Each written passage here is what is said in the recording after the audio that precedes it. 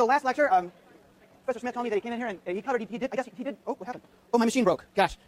So he did this with you guys last time, right, the Atwood machine? He calculated, did he go through like how to calculate acceleration and tension and all that in the context of this thing? Yeah? Yeah, you did? Okay, good. Just making sure I know what you guys, yeah, so very good. So what I'd like to do today is a little more of this force and Newton's second law and Newton's third law stuff. We'll cover a few cases. We'll look at one case that involves 3 separate objects, and we'll do a little more with friction too in the context of these multi-object problems. I'm never going to fix this thing, but he already did it with you guys, so it's probably okay. I think I'm off the hook. This is a pretty uncomplicated machine, and yet as you saw, it is kind of tricky to think about acceleration and tension of the rope and all that stuff. When things start accelerating, you can't just do like a lot of us have this idea. Oh yeah, there's a weight hanging on the end of a string. Oh yeah, I know the force on the weight is mg, right? Is the force on the weight. But you can't just assume that the string's got tension mg, right? If it's not accelerating, it's holding still, you can. But it's not accelerating. But if it is accelerating, it's moving and accelerating, then you can't get away with that all the time. All right, so I think I asked you a couple lectures ago about this problem.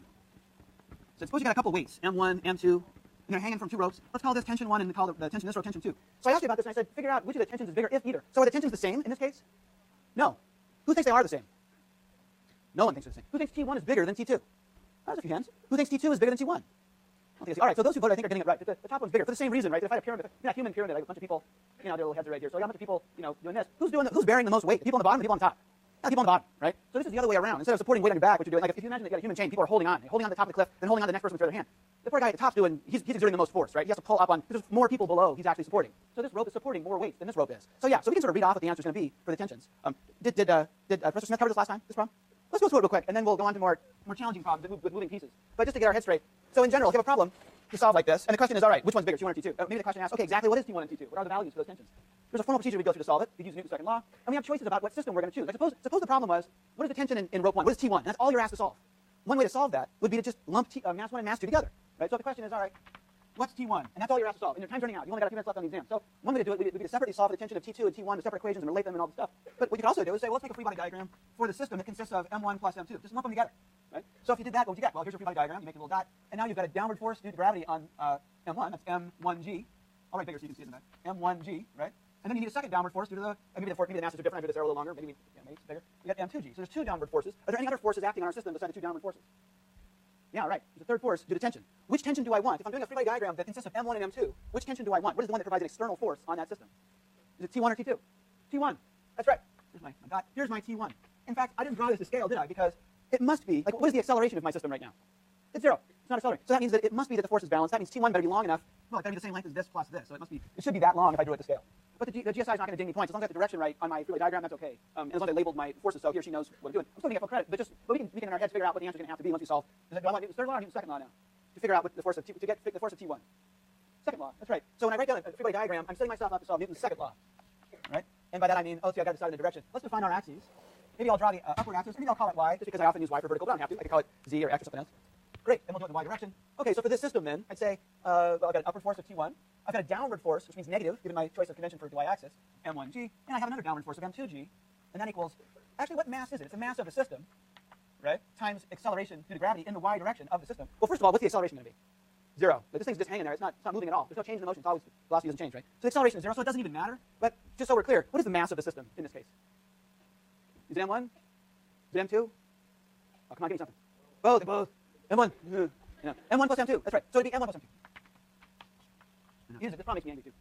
Okay, so that if we put it all together, if we got non-zero acceleration, we know what to do. That's all. Let's make sure we're on the same page. Super. So now we can just read off the answer, right? We say, oh, what is tension 1? It's just equal to M1G plus M2G. And we can simplify our answer to make our, when we plug the numbers in, it just saves us a little time. Right, very good. We can check our units. Yeah, it's mass times the thing that's got meter per second squared. That's a force. Great. Tension's a force. And it makes sense, right? It's just the sum of the weight. So it's the answer you knew from the start, right? Once you realize the thing with the problem. But this is formally how I solve it. And it's the quickest way to get a solution using Newton's second law. Just apply it once. We could have also just applied it separately to M2, solve for the tension 2. And if we did that, what would we get? We'd get that T2 equals M2 times G, right?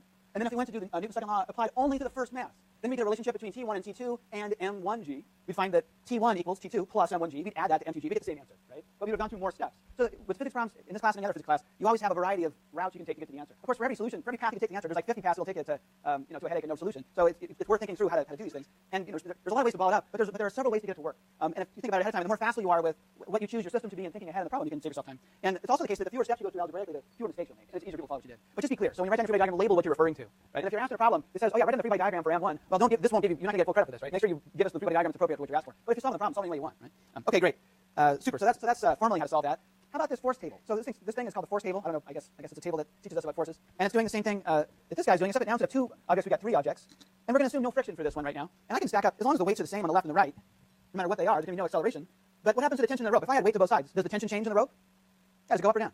Yeah, it goes up. In fact, if I keep adding, eventually I'll break the string, right? You know, the force will be too great for the string. Although that's not an ideal string. Ideal strings don't break. They don't stretch either. They're inextensible. They don't stretch, right? So it's true. I just changed the tension of the string. Let me ask you this: if we assume these are ideal pulleys, and this is ideal. I think probably Professor Smith brought this up last time. If this is an ideal pulley, then do I know that the tension here is bigger than, less than, or the same as the tension here? Yeah, it's got to be the same. So and let's think why. If this is an ideal pulley, it means it doesn't have any rust. It's got friction free, right? If it had friction, suppose this thing were so such high friction, suppose it were rusted shut, so it wasn't even a pulley at all, right? It was just actually holding the string. In that case, you could have big tension down here supporting this weight, but on this side it could be slack, right? If this thing's not free to move and the string is stuck on the pulley and the pulley's got all this friction, you could certainly have a different tension on both sides in that case. That's why we always make a big deal about ideal pulleys. If we have an ideal pulley, then that means that if there's more tension here than there, then that means by Newton's second law you work out, actually involves torque. So if it's later in the course, it would involve rotary motion. But you can sort of get the idea. If the tension were bigger here than there, it would wind up angularly accelerating this pulley to go that way until the tensions are the same, right? So if you have an ideal pulley, it'll just do whatever it has to do to equalize the tensions on two sides. And what about ideal string? So what does an ideal string mean? It doesn't stretch. What else is true about an ideal string? Yeah, that's right. It's massless. Why does that matter? Well, if the string had mass, it's kind of like the situation I drew up here. So you can think of this right here as a little segment of rope that has mass along the rope. There's some mass on the top part of the rope and mass on the bottom part of the rope. And what did you find? The tension depends on where you are in the rope. If you have a rope that's got mass, right, then the bottom part of the rope is supporting less of a load than the top part of the rope. See that? So a massless rope or a massless string is important because it guarantees us the tension is the same throughout the string. It makes our problem solving a lot easier. And it's sort of a fun problem. I have fun. We all have different notions of fun. But in upper division physics, there's a lot of fun problems that involve the non-ideal nature of ropes and girders and pulleys and things that aren't ideal, and working out what happens when you have a rope that's got mass or a chain that's got mass. And there's a lot of famous problems you solve where you get a hanging chain. And this comes up a lot in engineering and architecture, right? You have to worry about the fact that materials are not massive, it's not ideal. But in this class, they're ideal. It's an ideal class. So at least in that respect. So that means that the tension throughout the string is guaranteed to be the same everywhere. Now, what about the tension over here versus over here? So in this problem right now, is the tension the same on the left side as it is on the right side? Do we know? Can we tell just by looking at the situation? If I guarantee you there's no friction here. Actually, was there a question? Did somebody ask a question about this? I heard somebody ask something. Okay. If you have an ideal pulley here and here, this thing is friction free. Okay, so there's no friction here, which isn't quite true, but it's close enough. And the string is ideal. Does that guarantee me that the tensions are the same on both sides when it's not accelerating, like right now? How can we solve that? Whose law should be used to solve that? Start with that. All right. And it's not a 17th law, it's a second law in this case. So we'll do Newton's second law. And which one? Yeah, you only have actually 3 laws. What is that? Is there 4? Anyway, depends on how you count. So Newton's second law, and we're going to apply it to only part of the system. What's the right way to solve this? And I got only 1 minute left in the exam, I got to solve this. All right, because I wasted too much time on problem 1A, right? So this thing right here, if I focus on it alone, I see that it's not accelerating. What forces are acting on this? So what are the forces acting on the cart? Gravity, point straight down, right? What else? Normal force, point straight up. What else? Yeah, tension rope 1, tension rope 2. There's 4 forces acting on the cart. Oh, here, I'll do a free body diagram in the tiny amount of space provided. So I didn't bring enough blue books. See, what is this? It's FBD, free body diagram of the cart. Okay, I labeled it, and I say, okay, what does that look like? Yeah, I'll get this. Oh, fine, I'll use a board. I got lots of boards in here. So what does it look like? Well, I've got a force that's pointing that way, a force that's pointing that way. Here's T1, it's T2, it's m carts times gravity. And I've got the normal force. Well, and the question I've been asked is, which tension is bigger if either? Are they the same or not? Well, if this guy's not accelerating, well, let's just consider the x direction because those tensions only point in the x direction. There's no vertical component, right? So I'll define x to be horizontal, y to be vertical, upward and to the right for the 2 for this positive sign. And I'll say, okay, what does Newton's second law tell us? Based on this free body diagram, if I go in the x direction, make sure I know what I'm doing later when I look back, and say, well, there's only 2 forces that are contributing. There's 4 forces, but these guys have no x component. So I get minus T1, right, because I define my x-axis positive to the right. Oh, yeah, right there. Okay, minus T1 plus T2 equals mass of the cart times acceleration of the cart in the x direction. Oh, yeah, what is this? 0. So there's your answer. T1 has to equal T2. So if this thing's not accelerating, if I do Newton's second law on just this guy alone, I get my immediate answer. But what if there is acceleration? Can the tensions be different for the 2 ropes when the cart is accelerating? Yeah, actually it can. That's true. For example, suppose there were no rope over here at all. Suppose I got rid of this thing. I just uncoupled it, right? Boop, it accelerated. So if it's accelerating, here I'll make it lighter so I can actually do that without having it fall off into the table. Ooh, yeah, see. So yeah, sure. Oh, that's still too much weight. But that's okay. You get the idea. If there were no rope here at all, so you know that if the tension on this side were equal to 0, right? Now there's clearly a difference. This thing is supporting weight over here, and this guy's not falling as fast as he would if he weren't tied to the cart, because the cart can't just go arbitrarily. It can't just accelerate as fast as needed to keep this guy from feeling any tension. If I cut the rope over here, there will be non-zero tension in this rope. This guy will accelerate to your right. And that means, yeah, there's a difference in the tension of the 2 ropes. So that's right. If there's a different amount of weight on the 2 sides so that the cart is accelerating, then the tensions can be different. And in general, they will be different. And you know that anyway from Newton's second law, just acting on this guy, because if it's accelerating that way, the tension here must be bigger than the tension over here. Right? So the thing is, we have a problem that's got lots of parts in it. Some ways to solve it involve working out coupled equations involving everything in the problem. And I can certainly design questions, and you'll see them, right, where you need to think about each piece in order to get the answer that's required. But there are some questions that you can sort of surgically attack and say, oh yeah, if all I'm being asked about is the difference in tension between these 2 sides here, and I know this guy's acceleration, and I just want to know which one's bigger. Is the tension bigger or is the same? I can calculate that without knowing anything about the weights down here and all that. I just do it using Newton's second law acting on this body, and then these 2 forces are in opposition. The only forces in the problem. I only need one equation, if I want to, which is Newton's second law in this case, to relate this thing to that thing. If that's all I want to know. Now, if I want to know the actual values of the tensions in the rope, then I need to know some more information. Because Newton's second law acting on this guy just gives you one equation, and there's 2 unknowns. So if all I care about is the relative magnitudes of 2 things, oh, this is bigger than that. Oh, I can do that with one equation.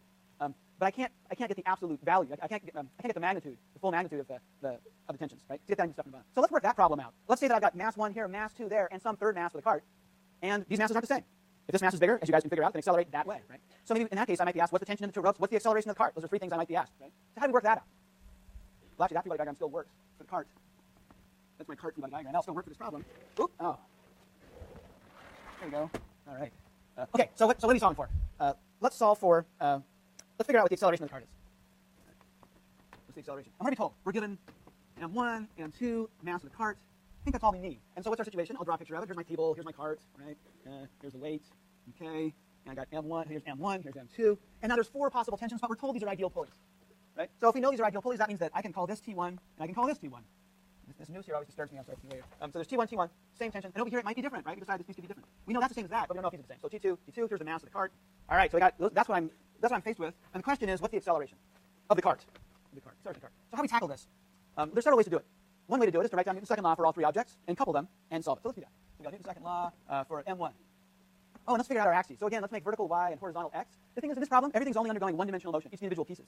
So that makes it easy for us. We only have to worry about one dimension for we only have to worry about one equation for the second law for each of the 3 objects. In a few minutes, I'm going to do a problem with friction, though, and then we'll have to worry about 2 dimensions a little bit. But right now, we can just worry about 1 dimension per object. Great. So Newton's second law. All right. So for m1, what do we get? Well, we get minus m1g plus t1. T1 points in the upward direction. They're both pulling up on the mass, right? And that equals what? It equals some mass times some acceleration. Which mass is it? Well, this is Newton's second law for the first mass. I better label this. There's a lot of masses in this problem, right? And acceleration. Which acceleration do I want? I want acceleration of object 1 in the y direction, and it's in the positive direction. Good. So I got my conventions for sign straight. I think that's good. Now let's do Newton's second law for. Oh yeah, I did this in the x. I should make this clear. This is in the y direction, right? Let's do this in the. Oh yeah, it's for, I see. For m, this isn't part of the equation. This is m1's here, m2 in the also y direction. So what do I get there? I get the same equation just with 2 substituted in for the 1. So I get negative m2g. I get positive t2, with tension 2 pulling up, right? And I get m2 times acceleration 2 in the y direction. Same equation with 2's, right? What about the cart? Newton's second law for the cart. And it's in the x direction now. Who cares what the y direction is? It's moving in the y direction. It's the x direction. Well, let's see. How many forces are acting on the cart? Yeah, we only have to worry about 2 forces in the x direction. I might be pedantic and write out normal force x component. That's equal to 0. Force of gravity x component. That's equal to 0. So when the dust clears, all I get is, given my convention, positive x to the right, I say it's minus t1, because t1's pulling it leftward, positive t2. Ropes only pull, so I got to make sure I got my signs right. And what does that equal? It equals mass of the cart times acceleration of the cart in the x direction. So now that I have 3 equations, how many unknowns do I have? Tension 1 and tension 2. That's 2 unknowns. Acceleration 1y, acceleration 2y, acceleration cart x. I have 3 more unknowns. I have 5 unknowns and 3 equations. So and this is a general rule you can count on. If you have n unknowns, you need n equations if you want to solve it, right? If you want to get an answer out with actual numerical values for all those unknowns. So what other equations do I need? What do I have to relate about the cart and mass 1, say, in order to make progress on this problem now? Is it clear what I'm asking? What else do I need? I need another equation. What is the same about mass 1 and the cart? Even if their masses are different, they're moving in different directions, but what is it that's the same about those two?